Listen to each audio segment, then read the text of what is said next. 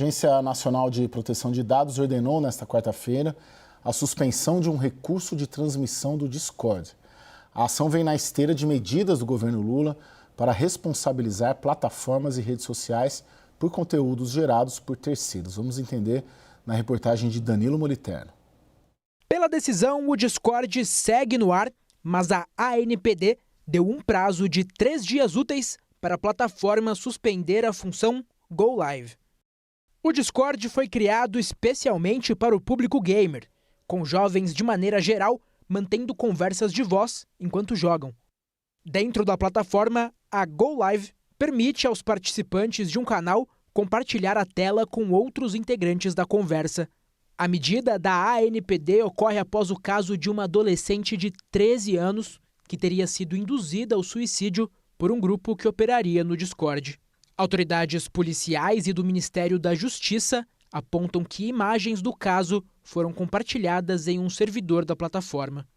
A ANPD disse que o Discord não estaria adotando políticas suficientes para prevenir a exposição de crianças e adolescentes a conteúdos e práticas danosas e que há falhas em mecanismos de aferição de idade.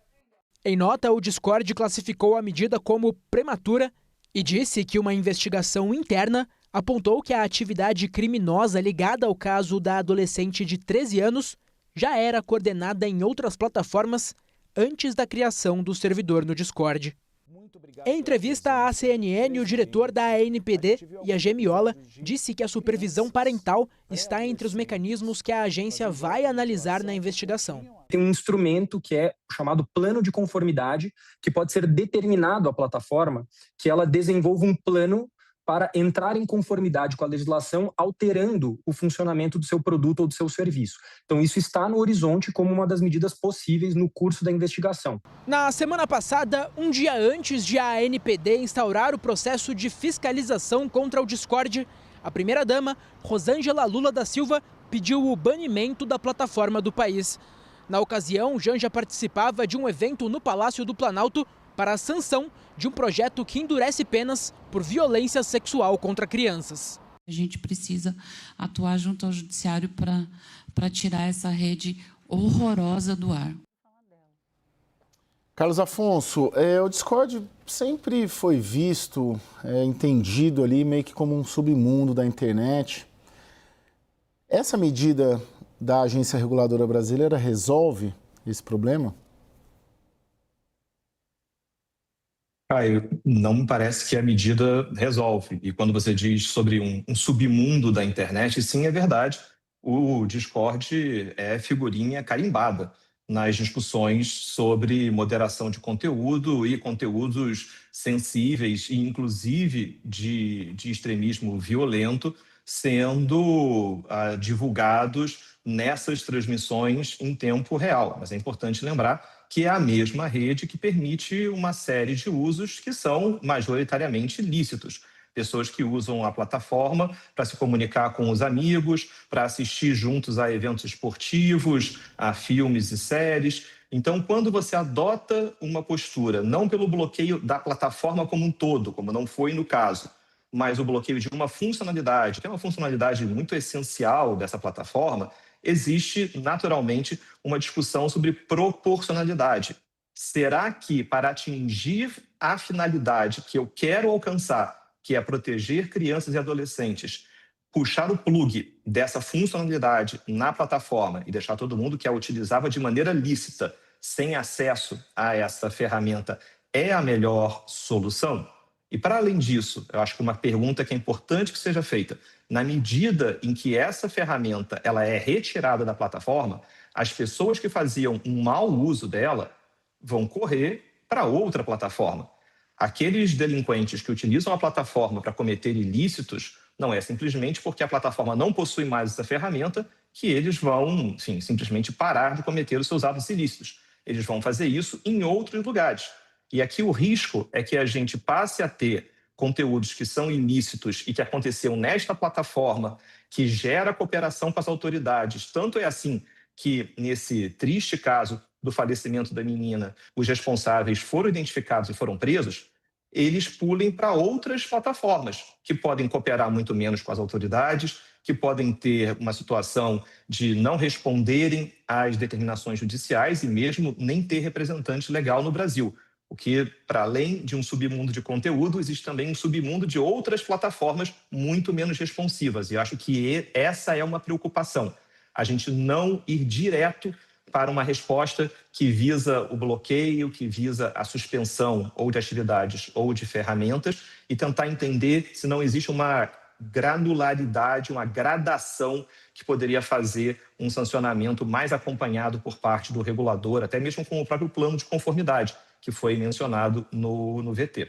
Carlos Afonso, antes de passar para o Daniel e para a Thaís, só mais uma dúvida aqui nessa largada. Você vê relação dessa decisão da agência reguladora, que é uma agência que vem sendo muito empoderada, né, pelo próprio avanço da tecnologia, você relaciona a decisão e a forma como você mesmo coloca, né, é uma decisão, talvez você sugere ali uma desproporcionalidade e que havia medidas mais amenas antes de se tomar a medida mais dura. Você vê a relação dessa decisão com os movimentos recentes no governo, né, os decretos ali para regulamentar as plataformas e no Supremo Tribunal Federal com a revisão do artigo 19 do Marco Civil? Está tudo conectado para você?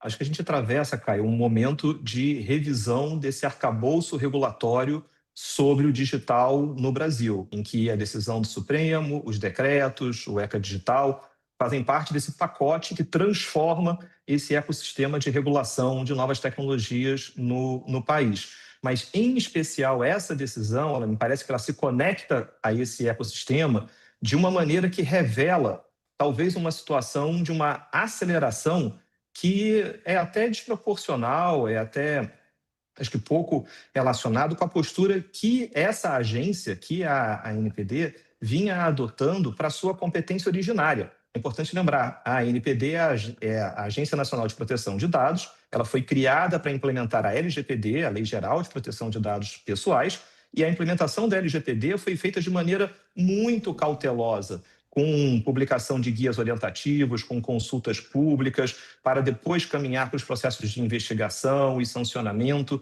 No que diz respeito ao ECA Digital, a gente parece ver um cenário diferente, em que poucos meses afastados que nós estamos da entrada em vigor da lei, já temos uma medida preventiva muito importante que atende a uma matéria de grande repercussão midiática, mas, por outro lado, quando você investiga os termos da decisão, acho que é importante mencionar, a própria ANPD tem o seu regimento de fiscalização e de processo sancionador, que ele é todo escrito de acordo com a Lei Geral de Proteção de Dados, porque essa competência para cuidar de temas ligados a crianças e adolescentes, ela foi dada à autoridade em 2025. Então, o seu próprio regulamento de fiscalização não está atualizado para tratar das obrigações estruturais do ECA Digital. Inclusive, na agenda regulatória, era previsto que isso acontecesse em novembro desse ano. Então, tudo isso revela, me parece que um movimento de aceleração, de entregar uma medida preventiva importante que aterriza o ECA Digital, que aplica o ECA Digital dentro desse contexto de se criar um arcabouço mais robusto de regulação do digital no Brasil, incluindo todos esses elementos, decisão do Supremo, decretos do governo e a edição do ECA Digital. O Daniel Rittner, a gente viu no VT do Danilo Moliteno a declaração da Janja, né? A primeira-dama Janja da Silva já vem há algum tempo fazendo críticas ao Discord, né? Você vê também algum tipo de relação, assim, com uma voz forte, né? Potente ali de dentro do Palácio do Planalto, no caso do Palácio do Alvorada, em defesa de uma agenda e uma agência reguladora, como diz o Carlos Afonso, que vem se empoderando cada vez mais, que tem as indicações ali, os conselheiros, né, os integrantes ali da agência, a maior parte indicadas no atual governo, uma relação de causa e efeito entre uma bandeira, de uma agenda da primeira-dama com uma decisão como essa? Caio, acho até natural de se esperar que em um país hiperpolarizado politicamente, como é o caso, que se alguém é petista, concorde quase que imediatamente com as observações da primeira-dama, se alguém é antipetista ou bolsonarista, imediatamente vai antipatizar com qualquer declaração dela. Não se trata, para mim, de Janja. Há alguns temas que não pertencem à esquerda e não pertencem à direita. O ECA digital, aprovado com amplo respaldo nas duas casas e suprapartidário, a Damares Alves, senadora, que ninguém pode dizer que é progressista, apoiou. Há alguns temas que precisam de um consenso mínimo. Eu não tenho aqui a menor pretensão e admito a insuficiência de conhecimento para fazer qualquer ressalva ao que o professor Carlos Afonso colocou, mas só me parece que aqui estamos falando de uma plataforma digital em que, muito possivelmente, isso não é força de expressão, agora mesmo há reiterada e repetitivamente uma transgressão. A gente está falando de um caso ali excepcional e que se lamenta que é um falecimento, mas todas as noites e provavelmente agora há casos de animais, cachorro, gato, sendo maltratado, torturado, queimado vivo nessa plataforma, com lives nessa plataforma. É óbvio que gradações são necessárias, avisos são necessários, punições têm que ser obedecer uma gradação, mas o que se acusa a discórdia de uma postura não cooperativa e de uma conduta sistemática, de uma conduta sistêmica. A partir desse diagnóstico, é claro, importante a gente dizer, bom, quem autorizou a NPD a fazer isso? Quer dizer, a NPD foi convertida em agência como? Teve o respaldo legal para fazer isso? Isso é um excelente debate, mas a discórdia está numa faixa ali que me parece que não é a mesma faixa das demais plataformas digitais, do TikTok, do Instagram, de outras redes. Então, é preciso analisar, me parece, esse caso à parte e de uma forma desapaixonada, o que não tem nada a ver com Janja ou com qualquer partido político.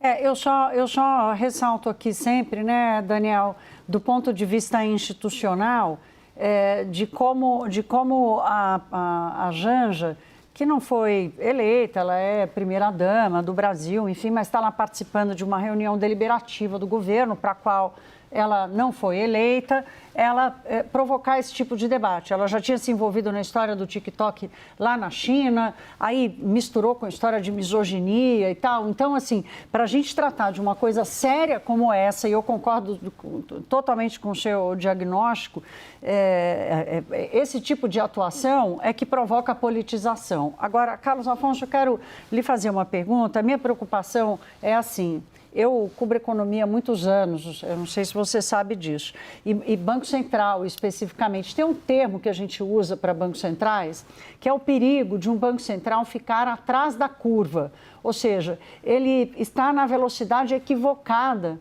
de gestão da política monetária, porque aí isso geralmente gera mais custo para o país e para a economia. A minha preocupação aqui, fazendo essa analogia, é se os governos estão muito atrás da curva na velocidade com que essas plataformas se espalham, agregam e adesões e viram esse mundo sem lei. Thaís, me parece que governos do mundo inteiro estão atrás da curva. O desafio de regular novas tecnologias, ele só se torna mais severo. Desde o lançamento da internet comercial há 30 anos atrás, a gente só vê a cada novo ano uma aceleração desses movimentos. E a inteligência artificial torna isso ainda mais gravoso. Mas, ao mesmo tempo, eu acho que isso faz com que a gente precise tomar muito cuidado com a formação dos precedentes. E como é que governos muito bem intencionados, procurando lidar com temas que ganham a atenção midiática e temas de tecnologia, vão viver sempre no noticiário, o que inclusive faz com que, olhando pelo lado do Brasil, a ANPD seja naturalmente a mais midiática das agências reguladoras, porque as 3 competências da agência são vazamento de dados pessoais, proteção de crianças na internet e moderação de conteúdo, responsabilidade de plataformas. Então, enfim, a gente tem que se acostumar a ver essa atuação da ANPD. Mas é na calibragem dessa atuação que eu acho que reside aqui a discussão mais importante. E só para dar um exemplo para, fechar esse diagnóstico. Esse caso do Discord, do bloqueio, e que aqui a gente está discutindo se o bloqueio dessa ferramenta é uma medida proporcional ou não, para muitos, inclusive, essa medida ela é aquém do que se esperava. A gente vê em muitos comentários uma fala de que a plataforma deveria ser bloqueada no Brasil como um todo e que essa medida, inclusive, seria, no final das contas, menos protetiva do que poderia ser. Mas na decisão da ANPD, a ANPD diz que a existência de criptografia ponta a ponta na reunião, na transmissão em tempo real, é um problema, é um desafio. Porque na medida em que eu tenho criptografia ponta a ponta, a plataforma não teria como fazer uma moderação em cima do conteúdo que é transmitido, mas apenas a partir de comportamentos, de sinais que as pessoas entregam. Mal comparando o que acontece no WhatsApp, que existe criptografia de ponta a ponta na mensagem, e a gente viu casos no Brasil, em 2015, 2016, que o WhatsApp foi bloqueado no Brasil porque juízes demandavam à empresa que entregasse trechos de conversa em investigações sobre tráfico de drogas. E a empresa dizia, olha, eu não tenho essa conversa porque tem criptografia de ponta a ponta. Esse caso do Discord é a primeira vez que a gente vê a ANPD se manifestando sobre criptografia de ponta a ponta e dizendo que, no caso do Discord, a empresa deveria, então, adotar uma moderação de conteúdo mais rigorosa, diferente, porque a criptografia impedia a identificação dos conteúdos danosos. É aqui que eu estou falando sobre precedentes. Governos do mundo inteiro estão procurando regular bem as novas tecnologias, mas na medida em que a gente deixa numa discussão sobre bloqueio de uma funcionalidade um comentário, pela primeira vez que aparece, da ANPD, dizendo que criptografia ponta a ponta pode ser perigoso, pode ser um desafio, bom, criptografia de ponta a ponta é utilizada nos mais diferentes sistemas. É a mesma tecnologia que protege jornalistas, que protege ativistas, grupos vulnerabilizados. Por isso que me preocupa onde é que a gente traça aqui a régua desse caso e qual é o precedente que ele pode gerar para o futuro. Esse desafio não é só brasileiro, é um desafio global, sem dúvida.